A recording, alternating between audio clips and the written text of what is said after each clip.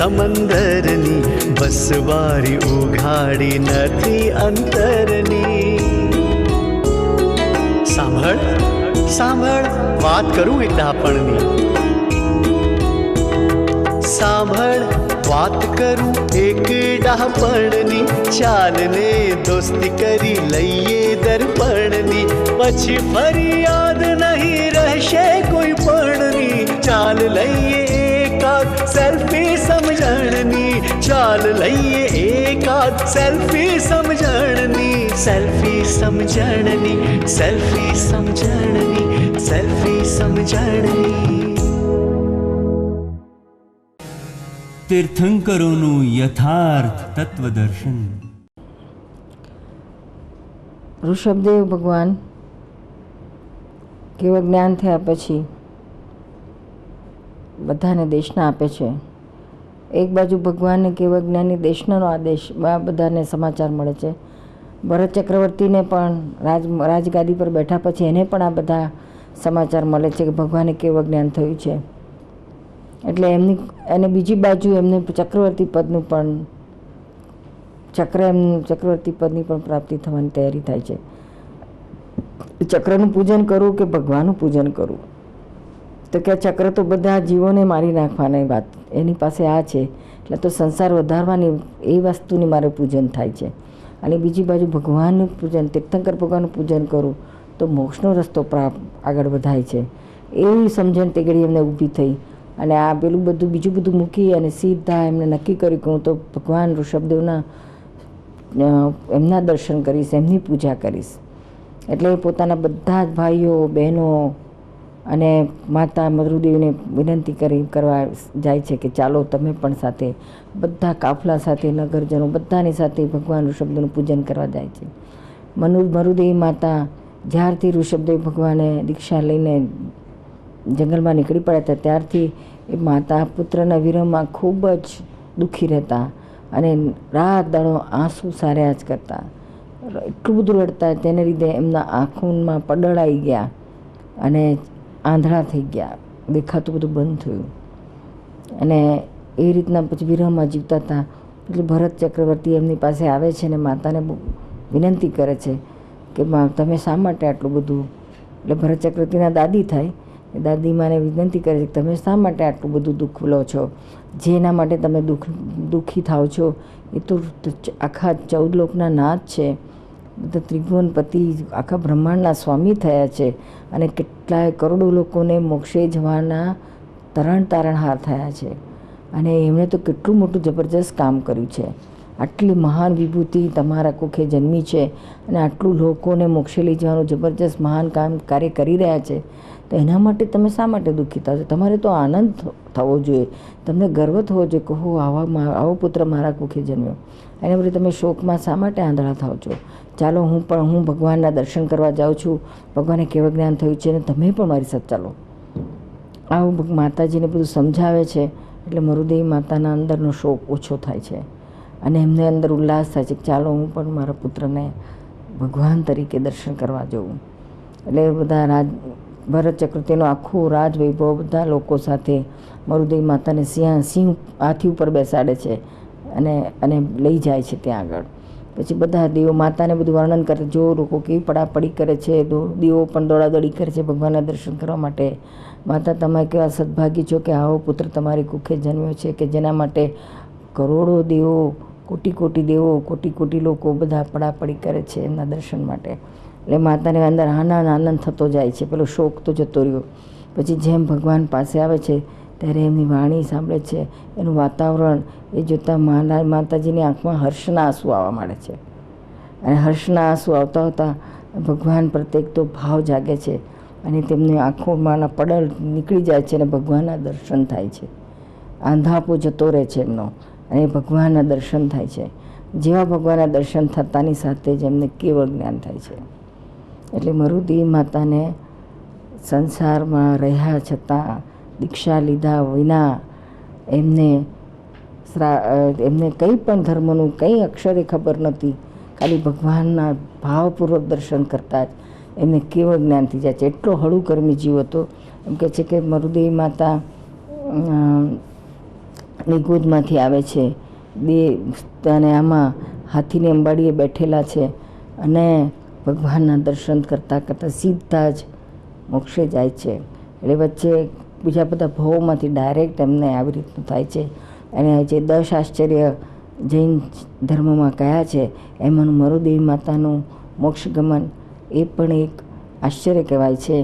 અને સ્ત્રી દેહે હોવા છતાં પણ મરુદેવી માતા મોક્ષે જાય છે. એટલે ઘણા એવા વાદ વિવાદ કરતા હોય છે કે સ્ત્રીનો મોક્ષ નથી, સ્ત્રીથી મોક્ષે જવાય નહીં, એવા બધા વાદ વિવાદમાં આ એક મોટું આપણને પુરાવો મળે છે, જે મલ્લિનાથ ભગવાનનો મળે છે, ચંદના મહાસતીનો, મુરગાવતી મહાસતી, બધી દેવીઓ, બધી મહાસતીઓનો પણ જે ભાવમાં મોક્ષે ગયા પુરાવા તો ઘણા છે શાસ્ત્રમાં. એમાં મરુદેવી માતાનું તો આશ્ચર્ય કહ્યું, 10 આશ્ચર્યમાં એક આશ્ચર્ય કહ્યું છે. અને એ પોતે મોક્ષે જાય છે. એટલે આ ત્રીજા આરામાં આ કાળચક્રના સૌથી પ્રથમ મોક્ષ જનારા મરુદેવી માતા એમ શાસ્ત્રમાં વર્ણન છે. મરુદેવી માતા મોક્ષે ગયા પછી બધા આનંદ થઈ જાય છે. પછી ઋષભદેવ ભગવાન આ બધાને દેશના આપે છે. એના 98 પુત્રો પછી દીક્ષા લે છે. બાહુબલી અને ભરત ચક્રવર્તીને રાજ સોંપે છે. ભગવાનની વાણી નીકળે છે 6 તત્વ દ્રવ્યોની, અને જીવને માટે શું યોગ્ય છે, મોક્ષનું શું મહત્ત્વ છે, પોતાનો આત્મા શું છે, કેવો છે, આ બધા વર્ણન એમના દેશનામાં નીકળે છે.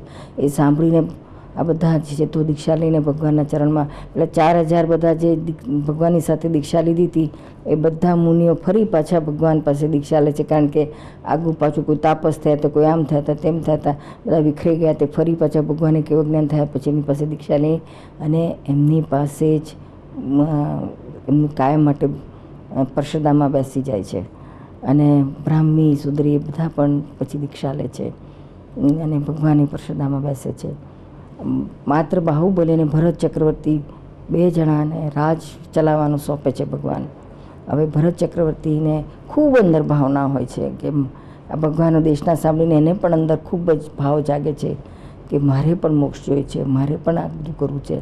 પણ ભગવાનની પાસે વિનંતી કરતાં ભગવાન કહે છે ના, તારે શ્રાવક ધર્મ કરવાનો છે, તારે ચક્રવર્તીનું પદ લઈને આવે છે એટલે ચક્રવર્તી પદનું તારે પૂરું કરવાનું છે અને એ કાર્ય આગળ વધારવાનું છે.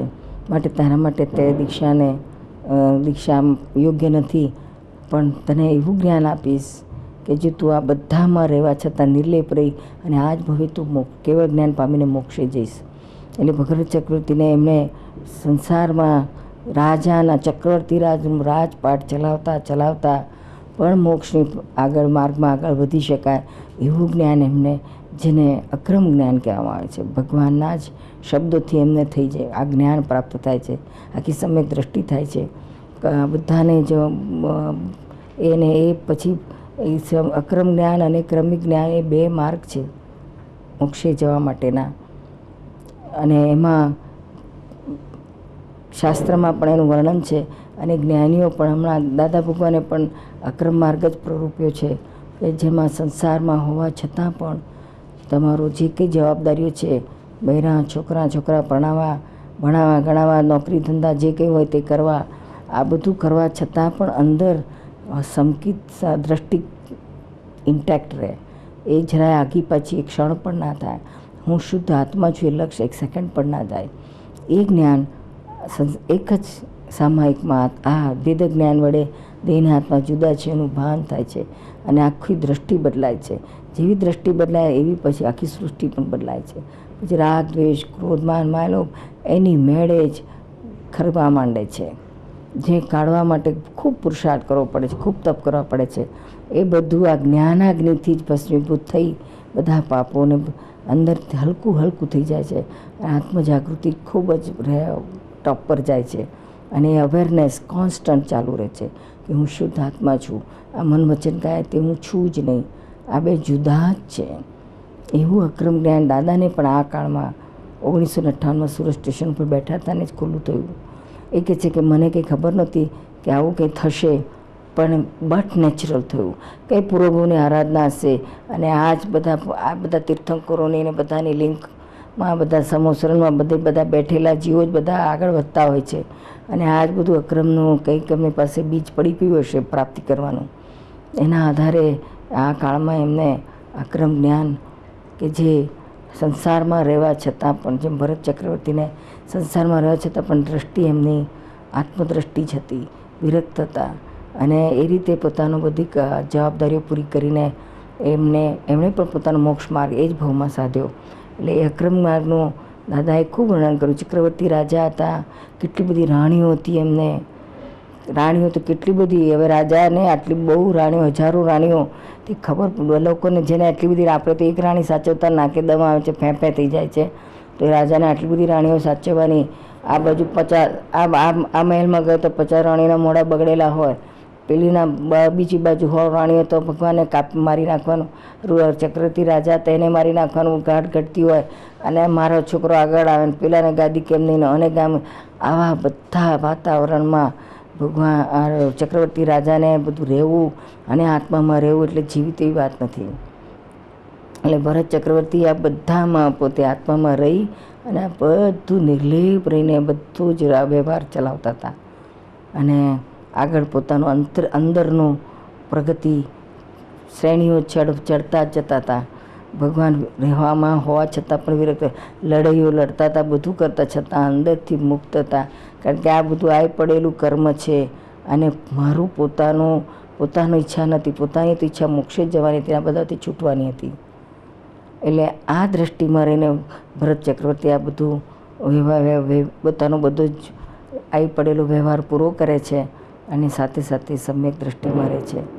અને આમ કરતાં કરતાં છેલ્લે ભરત ચક્રવર્તીને અરીસા ભવનમાં એક વખત પોતે અરીસા ભવનમાં બેઠા હોય છે, રાજાના મહેલમાં અરીસા ભવન એટલે બધા આપણે ત્યાં મેકઅપ રૂમ હોય છે એવું એમનો મેકઅપ રૂમ હશે. અરીસા ભવનમાં બેસીને બધા આભૂષણો બધા પહેરીને બેઠા, પછી એમના હાથમાંથી એ સમયે આંગળીમાંથી વીંટી ખરી પડી, તો એમને જોયું તો વીંટી નીકળી ગયા, પછી આંગળી અડવી લાગી, જરાય સારી ના લાગી. પછી એમને વિચારમાં પડ્યા, પછી બધા આભૂષણો બધા કાઢવા માંડ્યા, મુગટ ને કુંડલ ને હાર ને બધું કાઢવા માંડ્યા. જેમ બધું કાઢવા માંડ્યા તેમ તો સાવ સાદા સિમ્પલ, જેમ પેલી બ્રાઇડને લગ્ન વખતે તૈયાર કરે છે ને તે કેટલી શણગારે છે, પછી શણગાર કાઢે પછી બીજે દાડે બહેરાને લાગે એકથી સાદી સિમ્પલ, પહેલી તો એટલી બધી રૂપાળી ને એટલી બધી ફાઇન લાગે, પછી બીજે દાડે બધું કાઢ્યા પછી કેવી લાગે, સાવ છીથરા જેવી લાગે. પછી પેલા હસબન્ડને ત્યાં ક્યારે જિંદગીમાં એક જ દાડો મારી વાઈફ રૂપાળી લાગે, પછી લાગતી જ નહીં, કારણ કે પછી બધું ચેન્જ થતું જાય, કારણ કે બધું રૂપ જતું રહ્યું, બધું શણગારથી જ બધું છે. તો ભરત રાજાને આ કોઈ દિવસ વિચાર જ નહોતો કે આ બધું મને આટલો રૂપાળો દેખાઉં છું તે બધું શણગારથી છે. એટલે એમને છે તો એમને આ બધું અંદર એમ થયું કે આ બધું કાઢ્યા પછી એમ લાગ્યું કે હું તો માનતો તો બધું મારું મિથ્યા જ જ્ઞાન હતું, બધું સાવ ઊંધું જતો સમજતો હતો કે આ વીંટી તું મારા આંગળી બહુ સરસ રૂપાળી છે એવું માનતો હતો, પણ આંગળી મારી રૂપાળી છે કે વીંટીથી મારી આંગળી રૂપાળી લાગે છે, કે મારા આંગળાથી વીંટી રૂપાળી લાગે છે. આ બધું વિચાર કરતાં અંદર છે તેમ બધા અજ્ઞાનના આવરણો, આ દેહાધ્યાસના જે રહ્યા છે આ બધા આવરણો ખસતા ગયા, અને અરીસા ભવનમાં તેમને કેવળ જ્ઞાન થઈ ગયું. એટલે આ એક મોટો ઇતિહાસ છે. અક્રમમાં કેવળ જ્ઞાન, અક્રમ રીતે કેવળ જ્ઞાન, અરીસા ભવનમાં રાજ વૈભવ ભોગવતા પણ કેવળ જ્ઞાન એમને થઈ ગયું. આ એક મોટો ઇતિહાસ છે. જોકે ભરત રાજાને જ્યારથી ભગવાને સમ્યક દ્રષ્ટિ આપી હતી ત્યારથી લઈને કેવળ જ્ઞાન થતાં સુધીના એ પોતે જાગૃત ખૂબ હતા, અને એમણે છે તો બધા પોતાના આજુબાજુના બધા જે બધા હતા એમના બધાને આ ભગવાનના માર્ગે જ એમણે વાળ્યા હતા. અને પછી બધા લોકોને બધાને એમના આજુબાજુના લોકોને બધાને કહી રાખ્યું હતું કે તમે મને It's Dada Bhagwan Foundation presentation. Trimandir Sankul, Adalaj, District Gandhinagar, Gujarat. Phone 9327 010101.